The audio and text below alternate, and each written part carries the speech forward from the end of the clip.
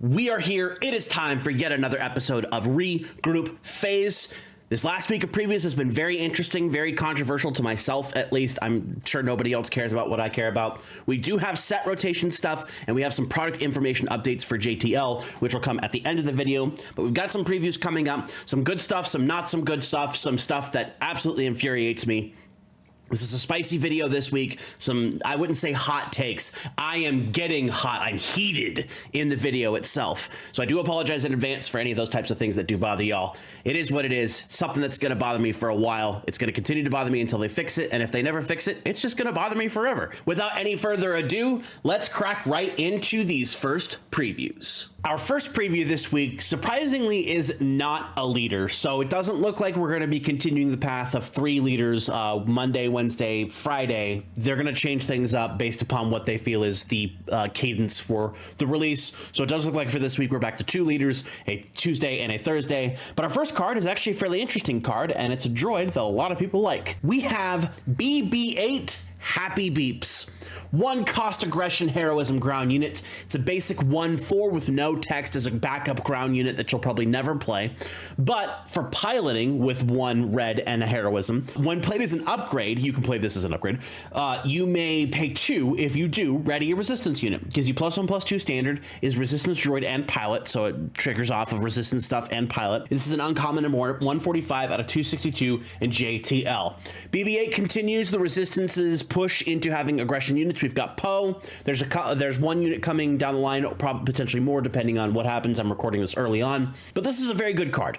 A 1 cost 1/4 is basically an R2D2 without the text on it, which is not as good. But the fact that you can, for 1 piloting, give this give one of your ships +1/+2. But if you pay 3 total, you can give one of your ships or vehicles +1/+2 and ready a resistance unit, which it doesn't have to be the vehicle you're piloting. It just needs to have the resistance trait on it. And looks like we are going to see a lot of resistance traded units. Some good, some not so good, some that I think are really cool, and some that infuriate the absolute hell out of me. But BB-8 right off the bat, great card. I think this is going to see a lot of play in anything that does want to be resistance traded.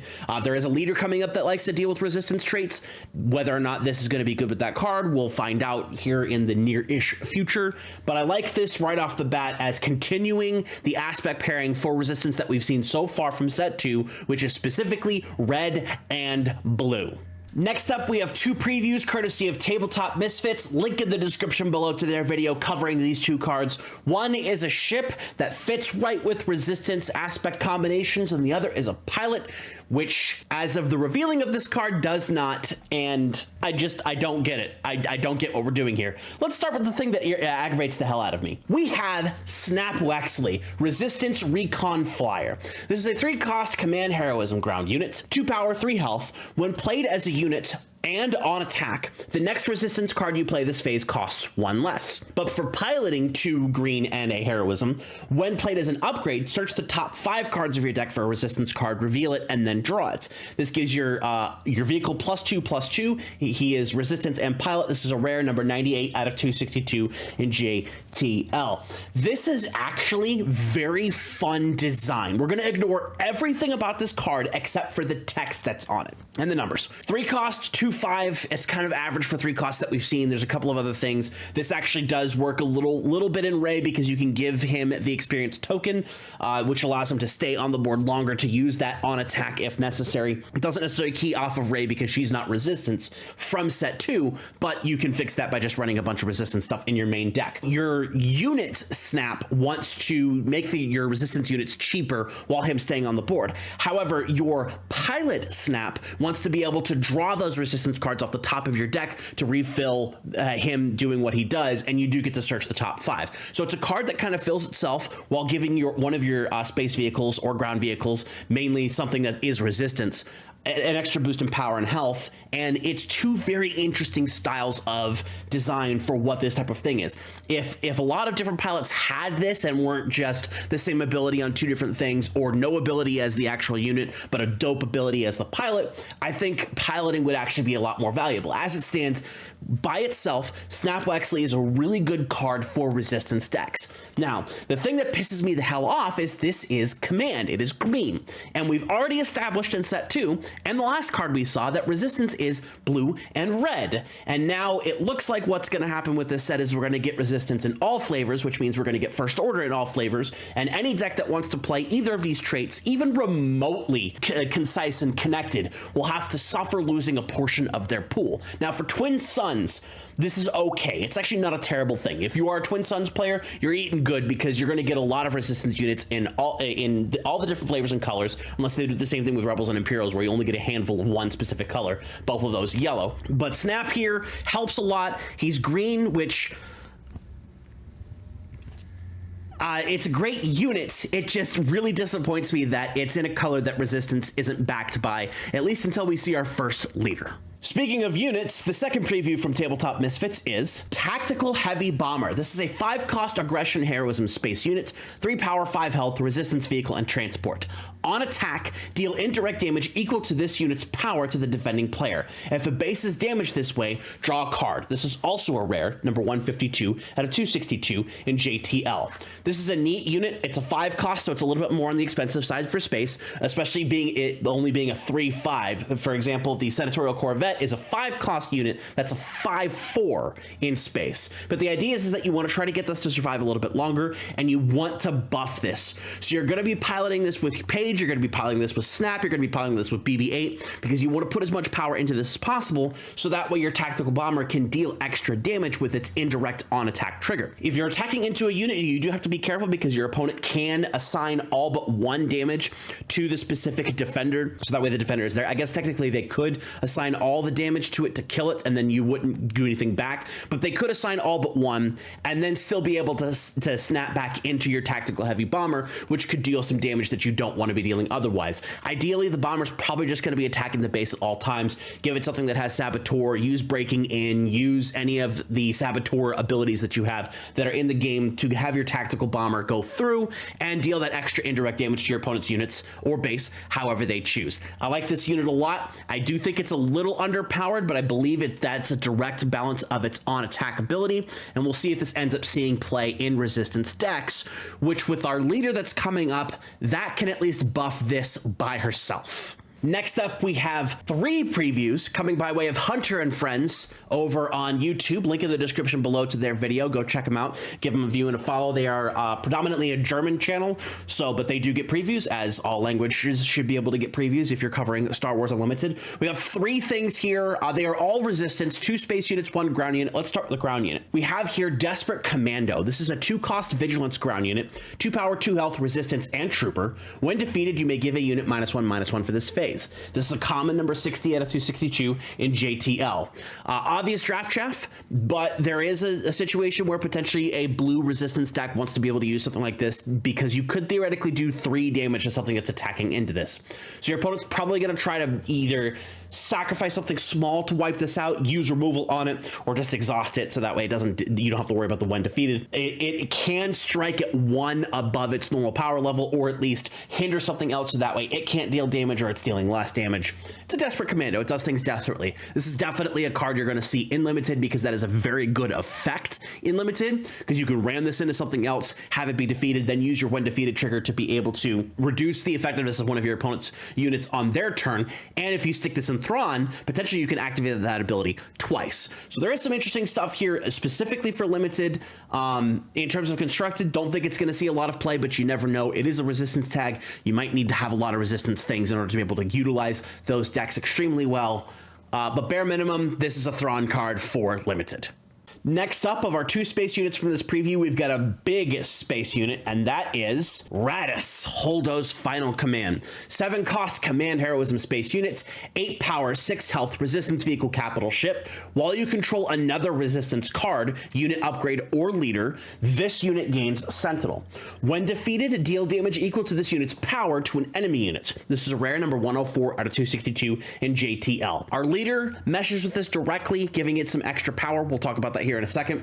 Any pilots attached to this will help that when defeated work really well. I like this unit a lot. It's a 7 cost 8/6. It's going to die pretty quickly, but you can basically use it to do that Holdo maneuver into one of your opponent's units, likely another unit in the space arena that you can't clear with some of your other stuff. Command likes big ships. Heroism also likes big ships. Again, we go back to resistance was siloed originally in 2 colors. Now it's siloed in 3 colors. And this card helps a specific style. This might actually see a little bit more use in capital ship decks on the heroism side, depending on what capital ship support we get. But at least if you have a resistance card with you, Radis will get Sentinel, speeding up that when defeated trigger. And if you can throw a pilot onto this, you can do a lot more damage than you would have otherwise without. And the last preview from Hunter and Friends is a space unit, smaller space unit, but not by much. We have here Black Squadron Scout Wing. So it is supposed to represent more than one fighter. This is a 5 cost Cunning Heroism space unit, 4 power, 6 health, resistance vehicle fighter. When you play an upgrade on this unit, you may attack with this unit and it gets +1/+0 for this attack. This is a common number 202 out of 262 in JTL.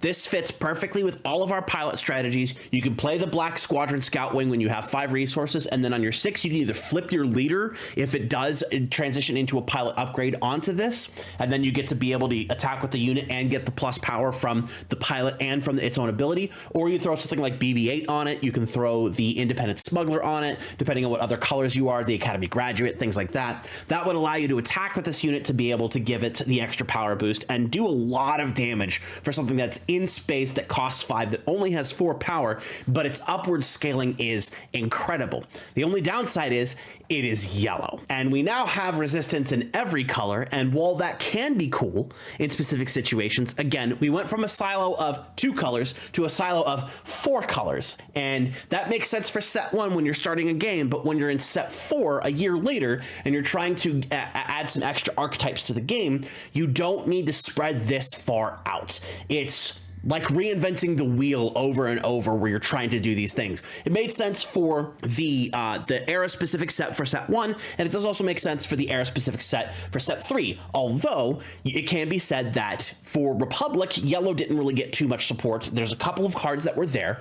And then for the Separatists, it's red that didn't get a whole lot that really meshes with what those 2 specific things to do. It is still there. It does exist. I did have a Grievous red deck built at one point, and there are people who are running Asajj Ventress red that are running a lot of Separatist stuff. Django can do the same thing. It's not that it doesn't exist. It's just that the support isn't really built there the way that blue, green, and yellow is for the Separatists, and then the same thing for the Republic, but in blue, green, and red. We'll see if this resistance, and again later on with First Order, it suffers from the same design flaw where there's only a small amount in one specific color because they want to push you into another direction but not restrict you too much. I think restrictions are fine. I don't think designs like this need to be limited to colors that are just kind of random and they just throw a dart and say, cool, this is now a yellow card. This would have been perfect as a red card, would have been perfect as a green card, would have been perfect as a blue card. If you want to do 3 colors, that's perfectly fine. You do that Twin Sun support, I'm on board with that. But now that we're spread into 4 colors, and this is something that I'm probably going to harp on for the rest of this set,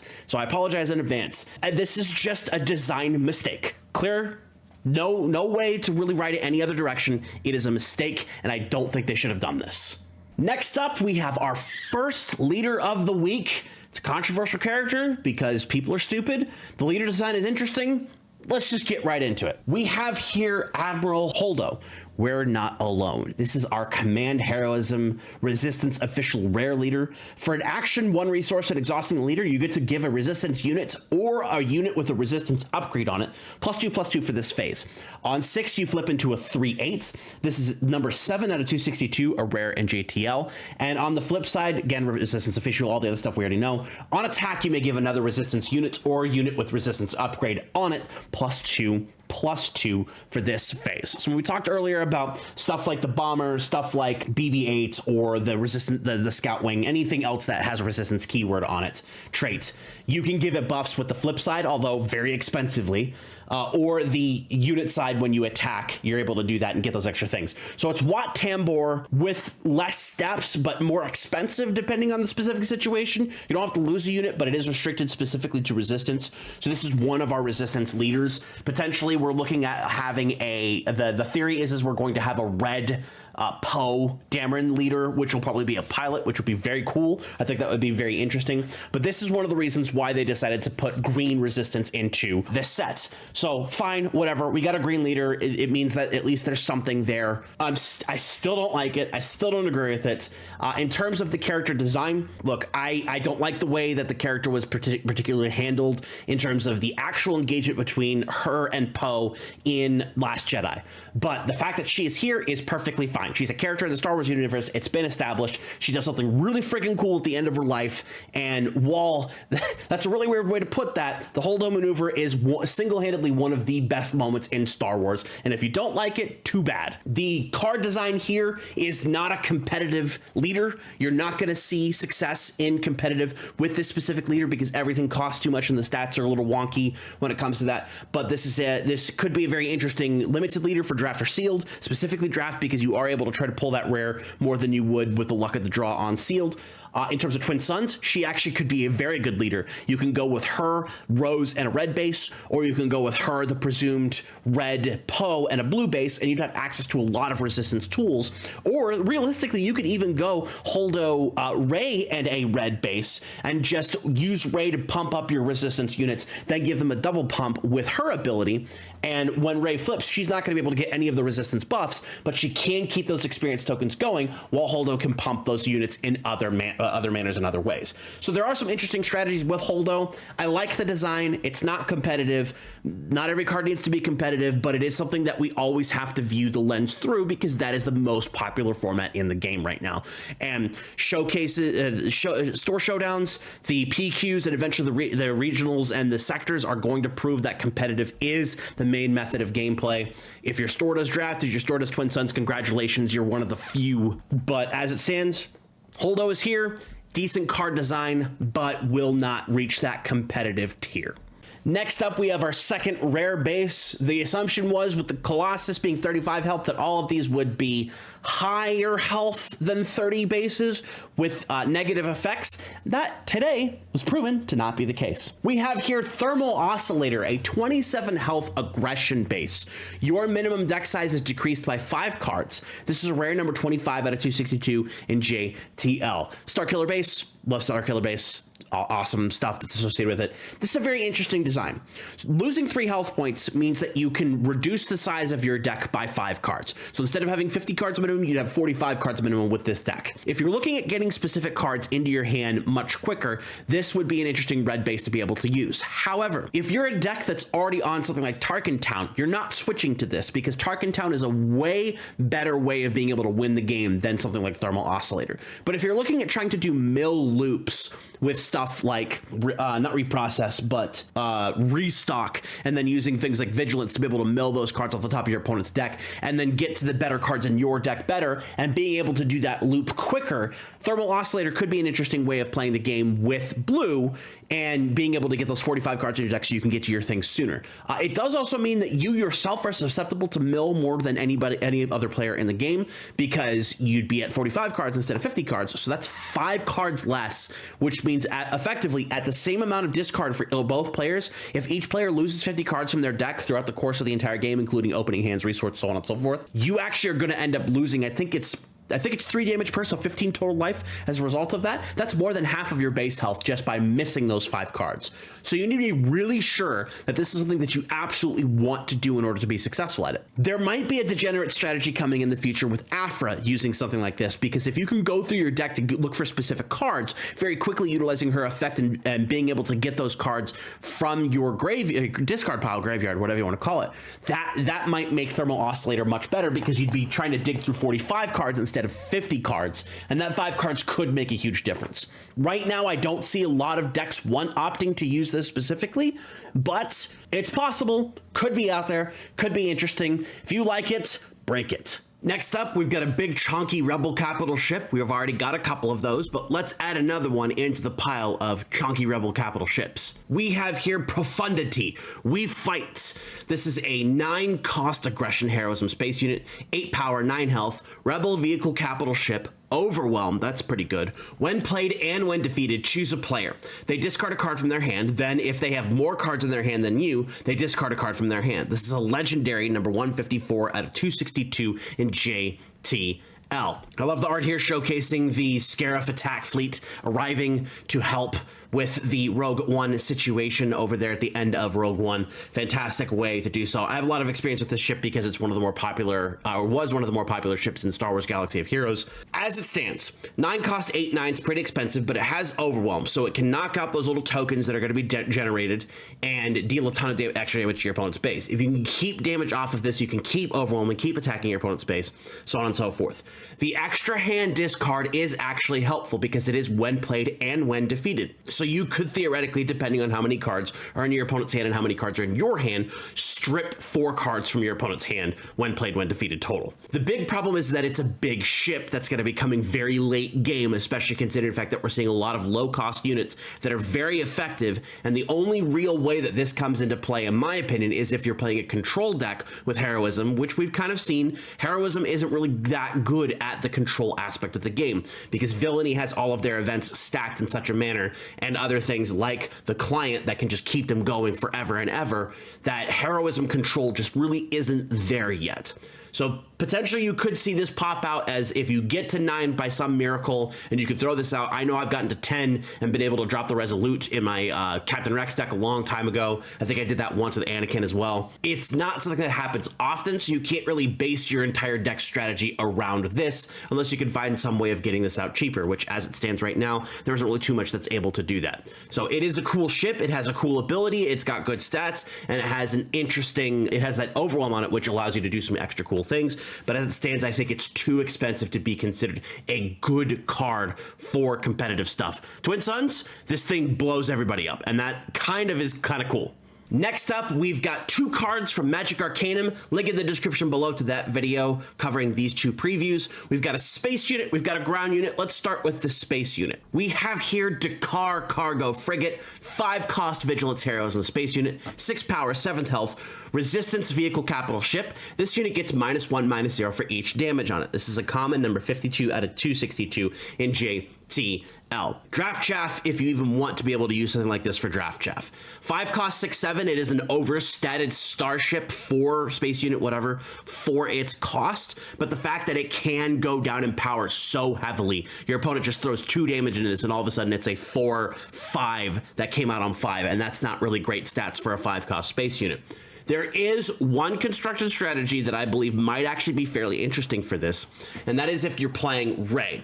If you stack enough damage on this without it getting killed, you can continuously get experience tokens on the Dakar Cargo Frigate because it can go below 3 power. So 4 total damage puts this at a 2/3, which then you could pay 1 with Rey to put a experience token onto it. Then it becomes a 3/5, I think is the 3/4, whatever the case may be. You guys understand the numbers.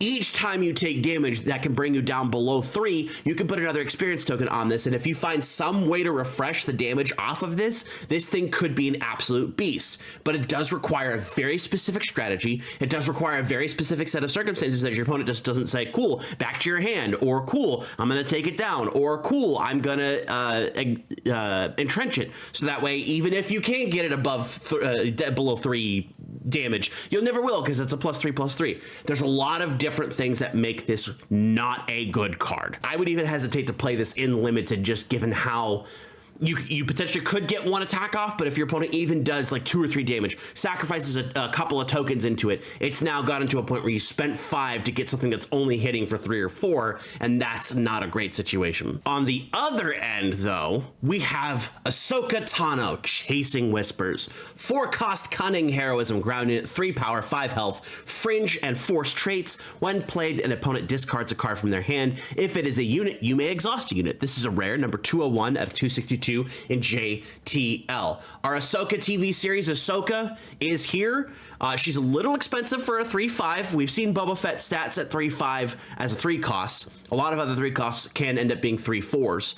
Or 4/3s. Pushing her to 4 and only a 3/5 is a little troubling, but she does have that force trait, so she unlocks a lot of force things.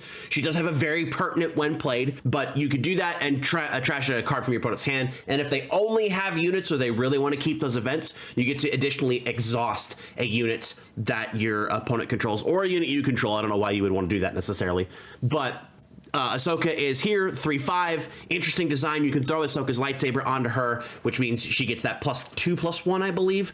And you can do some extra attacks based upon doing that because it does allow you to attack with a unit when it is attached to an Ahsoka.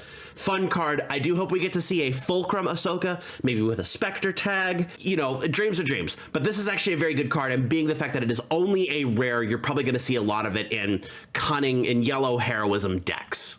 On January 29th, FFG came to us with a live stream covering some changes to what set rotation is going to be. We're going to talk about that later. How booster packs are going to be in JTL. Again, we're going to talk about that later. But they gave us 2 previews, including a very powerful event and a ship. So let's start with the ship. We have here Mist Hunter, the Findsman's Pursuit. 3-cost Cunning Villainy Space Unit, 3 power, 4 health, Underworld Vehicle Transport on attack. If you played a Bounty Hunter or Pilot card this phase, you may draw a card. An uncommon, number 186 out of 262 in JTL. Zuckuss and Forlom finally have their named ship, which is really cool to be able to see. I like that a lot. 3/4-on-3 in space is basically Falcon stats without being able to ready. But if you have played a Bounty Hunter or Pilot card, not specifically units, so if there are events with Bounty Hunter or Pilot tags, you have a good opportunity of being able to do extra stuff with this. You attack with the Mist Hunter, you get to draw cards. So it kind of refills itself, and it can do more so long as it survives. Throw a Pilot onto this, boom. Throw a Rio Durant onto this, boom. You're getting stuff, all kinds of cool different things, as long as you have played at least one Bounty Hunter or Pilot card in the phase. This is a great unit. This is going to see a lot of play in Cunning, Villainy, Yellow Villainy space decks. And as long as you keep up that Underworld and the Bounty Hunter play, you're going to be able to do a lot of work with this Mist Hunter. And that is quite good. If you thought Overwhelming Barrage was bad, allow me to introduce you to Turbo Laser Salvo. 7-cost command tactic event. Choose an arena. A friendly space unit deals damage equal to its power to each enemy unit in that arena. This is a legendary number 131 out of 262 in JTL. This card is nuts. Now, I am half jesting. It is not as good as Overwhelming Barrage. It's better in certain circumstances, but the fact that Overwhelming Barrage can come out 2 turns earlier, it gives a power boost, and then you can spread damage however you wish. Overwhelming Barrage is really good in specific situations, but with Turbo Laser Salvo, it does require you to have a friendly space unit on the board, and then you can do its damage to each unit, each enemy unit in the arena that you've chosen. So let's say you've got a Devastator in space, the 10-cost one. Turbo Laser Salvo allows you to deal 10 damage to each unit in a single arena, each enemy unit in a single arena that you've chosen. So you can use this to clear troublesome board. You can throw a Gladiator Star Destroyer on 6 and then Turbo Laser Salvo on 7. So that way you have the ability to do that 6 damage, 5-6 damage, whatever it is. This is a Gladiator Star Destroyer on the card, into one arena of your choice.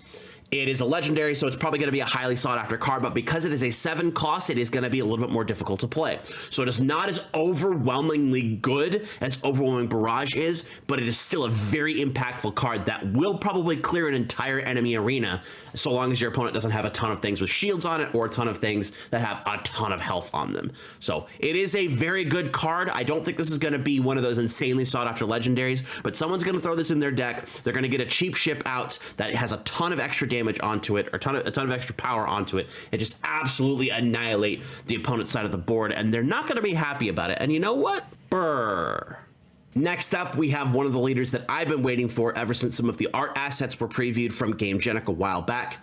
This is going to be a very interesting deck type to look at. It doesn't do exactly what I was expecting to do, but I think it's actually better. We have here Captain Phasma, Chrome Dome. Aggression, Villainy, First Order Trooper Leader. As an action, she can exhaust. If you've played a First Order card this phase, deal 1 damage to a base. As an epic action on 5, she flips into a 4/6. This is a rare, number 10 out of 262. And on her flip into that 4/6, on attack, if you played another First Order card this phase, you may deal 1 damage to a unit. If you do, deal 1 damage to a base. So Captain Phasma is that very similar to Vader design, where as long as you've done something, you can do a damage to something that's on the board. With her leader side, you're playing a First Order card. Does not have to be a unit. It can be a First Order unit, a First Order pilot upgrade, a First Order event, whatever the case may be, or just a regular First Order upgrade if there are any of those. You get to deal that damage to the base once per round, which is quite good. And then on 5 into the 4/6, a turn later than Sabine, but with more power than Sabine can push out, you have that on attack ability that as long as you've played another First Order card that phase, she attacks, does a thing, and you get to deal some extra damage. You can either deal a damage to one of your own units to make sure you can push that damage onto your opponent's base, or you could deal a damage to one of your opponent's units to clear a shield, or just push a unit off the board and then also deal the damage to the base. This is a very, very good leader. The 5 flip into a 4/6 means that she's going to be able to stick around. She's not going to get immediately force choked. She's not going to get immediately takedowns. She will die to Power of the Dark Side if it's your only leader on the board, so she does suffer from some of the stuff that she normally does. But that extra couple of turns that you have the ability to, on 2, 3, and 4 to push out an extra damage onto your opponent's base, there's some really good plays that could happen with Captain Phasma. I think this is probably going to be the leader that I end up playing the most in JTL, but I will caveat with, this card is good, but it is also fair, which means it's likely not going to be competitively viable because the competitive decks play unfair strategies and unfair cards in order to be able to edge out that advantage. Now, I don't necessarily mean that as a bad thing. The way some cards are designed, they're not designed with a balance of the specific way cards are played or cards are costed in mind. You will see a lot of things that end up being like, it's a 3-cost 3/5. There are no other 3/5s in the game. That's why it sees competitive play. It's a 4-cost card that does 2 things that are absolutely insane. That's why it sees competitive play. Those types of things. Captain Phasma is a good leader, but she's a fair leader, and fair leaders do not win competitive games. Now, with all that being said, Artificery brings us 2 cards that are round 1 drops that set up different strategies for the First Order, but are both very compelling interactions with Captain Phasma as a whole. Link in the description below to the video. Go check it out. We're going to start with Special Forces TIE Fighter. 2-cost aggression villainy space unit, 2 power, 3 health, First Order vehicle fighter. When played, if an opponent controls more space units than you, ready this unit. This is a common number 135 out of 262 in JTL. This is a great round 1 play, pretty much regardless of what your opponent does. If your opponent isn't able to drop a space unit, you probably want to drop something like a Kylo's TIE Silencer or the next card we see. But even if that's not available to you, this is still a good thing to drop on 1 because you get that 2 power. But if your opponent has the initiative and in this space heavy set plays a space unit, you get to play the Special Forces TIE Fighter, ready it with its when played ability, use Phasma's ability to ping your opponent's base, and then attack with the Special Forces TIE Fighter. Yes, you will not have the initiative for the next round, but you've put 3 damage on your opponent's base, you've dropped a unit onto the board and added that tempo pressure that your opponent was not necessarily going to be prepared for as a result of a really easy to do 2-card combo as long as your opponent kind of feeds into it. But in a space heavy set in limited, this is going to be insane because there's going to be a ton of space units going on. In sealed, same thing. And I think the meta of this, the first couple of weeks at least, are going to be very space heavy. And if your opponent's playing something like Django, where they do need to put that space unit out to keep their tempo going from the very start of the game, Special Forces TIE Fighter is going to put in a lot of work, and a lot of people are not going to be prepared for that. On the other hand, if you're more entertained by ground units in First Order, we have General Hux, no terms, no surrender. 2-cost aggression villainy ground units, 1 power, 4 health, First Order and official. Each other friendly First Order unit gains raid 1, and as an action, you can exhaust General Hux. If you've played a First Order card this phase, draw a card. This is an uncommon number 134 out of 262 in JTL. So you theoretically could play a 2-cost unit on round 1, play Hux on round 2, be able to get that extra raid. Or you can start with General Hux. You're not going to get that extra raid immediately, but you will proc off Phasma's effect to be able to deal a damage.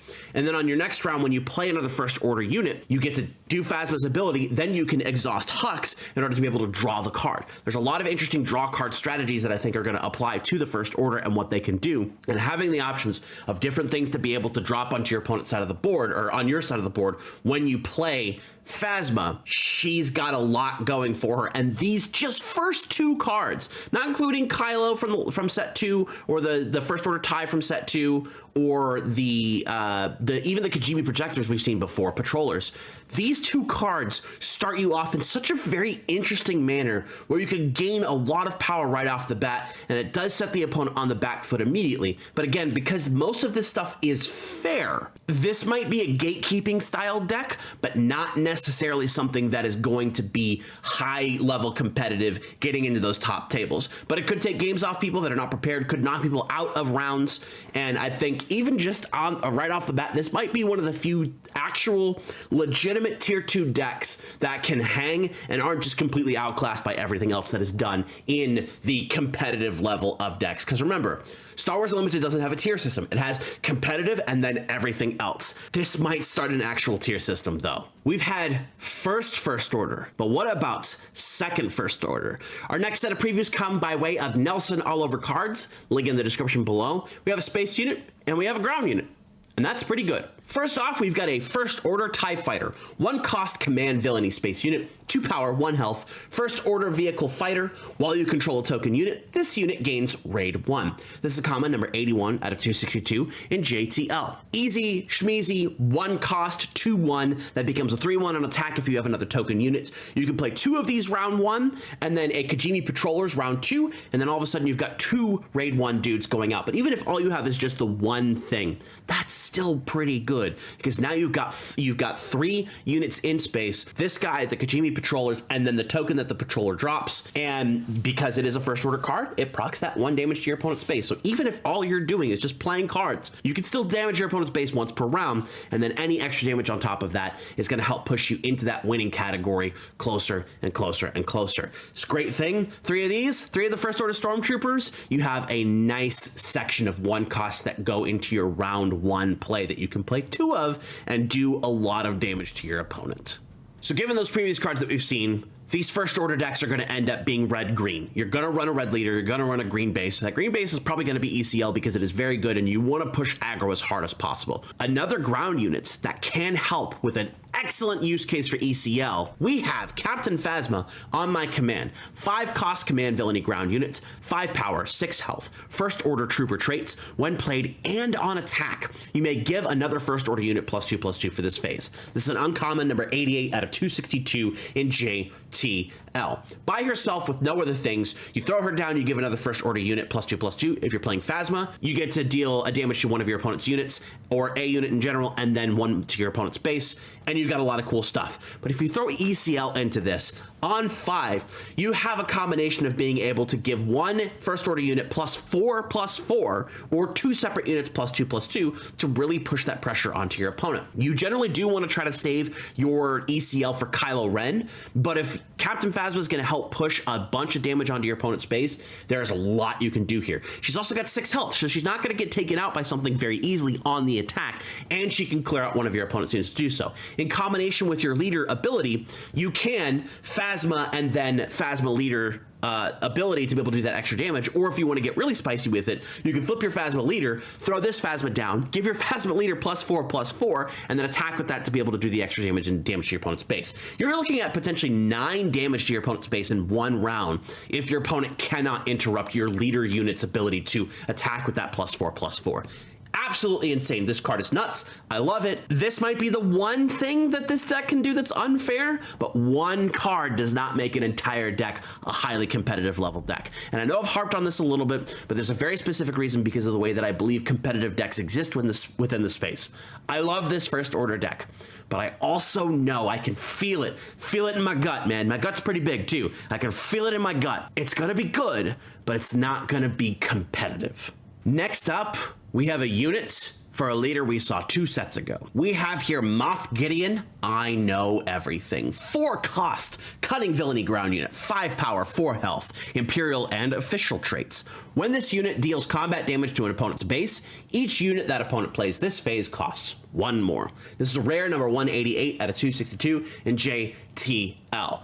Automatic flavor fail. This character has the Darksaber on their card, but if you're not running green, he still has to pay the aspect penalty for the card. That's big flavor fail. Regardless, a 4 cost 5/4, those are good stats. Somebody had noted that I believe more often than not when we see this stat line, it's on a double single aspect, so like double red, double yellow, double yada yada blah blah. The fact that this can kind of stacks your opponent if it's able to deal combat damage to an opponent's base is quite good, but because Sentinels are so cheap and easy to utilize, it's not going to be very easy to do that unless you have some way to give this thing Saboteur. Yellow Imperials are in a weird space because there's not a lot of support for that. We do have a couple of things that happen in the first set, the 7th Fleet Defender, the ISB Agent, the Chimera. We did get the Lurking TIE Phantom in set 2. We're probably going to get a couple of more Yellow Imperials in this set, so there might be a theme that's coming, but ultimately I think this card is going to be something that's just utilized by yellow decks as a whole that have villainy in them, that want this extra effect that if they think they can get it off without too much of an issue. So we'll have to see how it plays out. It is something you do need to do in the first round of the phase, and it is something that your opponent does have to pay attention to, but with that 4 health and no other protection, it's very easily defeatable. I think this is kind of just a wishy-washy card. It's interesting. Gideon's cool in terms of playability. Time will tell. Next up, we've got 2 previews from the Hobbyist Novice. Link in the description below to these 2 cards. One is a unit, one is an event. Let's start with the unit. We have here Frisk, Vanguard Loudmouth.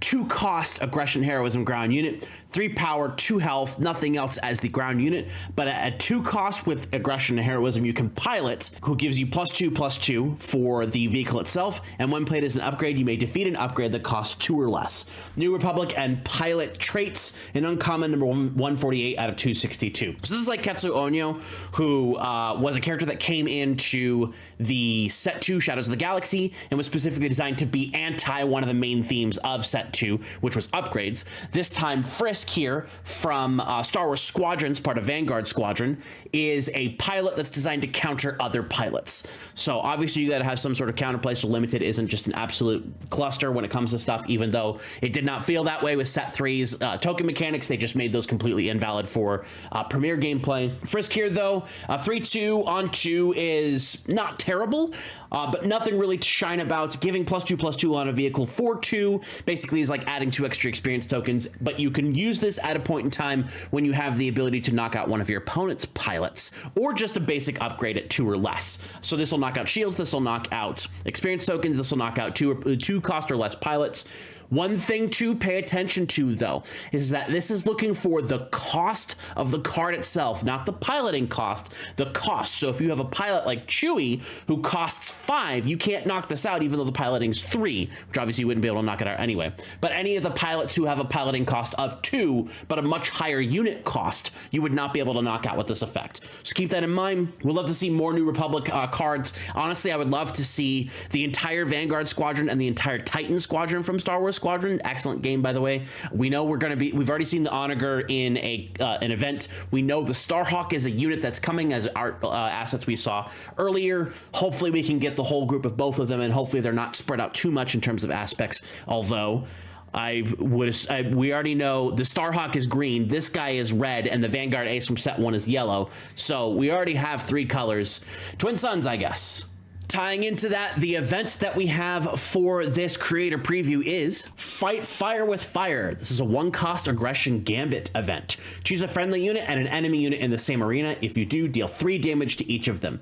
This is a common number 173 out of 262 in JTL. Limited removal, specifically designed to be used in draft and sealed and so on and so forth, although this could see some interesting play in Twin Suns. Ideally, you want to use it on a unit that you know is already going to be dying in the next action and can at least take out something in your action, or something small that you don't care about. Let's say you've got an X-Wing in space and you've got something you need to deal 3 damage to in space. You can deal 3 damage to your X-Wing, 3 damage to that, bada boom, you're done. This bypasses the Sentinel because you're not attacking, so you don't have to worry about that. It will not bypass shields though, so if all you're doing is taking out a shield, there are better things to do. Interesting card, not really going to see a bunch of premier play, but I like the art on it, and it is something that you probably will see a bunch in, especially pre-releases, as people are like, hey, this is effectively removal for a unit in the same arena. As we said before, on the 29th of January, FFG launched a live stream that was talking about set rarity adjustments and as well as set rotation. There was also an article attached to that. Link to both of these in the description below, as I always do, because I do provide links to everything I talk about, generally. Let's just go over this article really quick. We're not going to read the whole thing. There is a couple pieces of art in here that are pretty cool, but we're just going to go over the very specific things that happen. This art here is dope. It's a Star Destroyer blowing things up. Set rarity adjustments. Starting with jump to light speed, there will be some adjustments to distribution of of card rarities in each set going forward.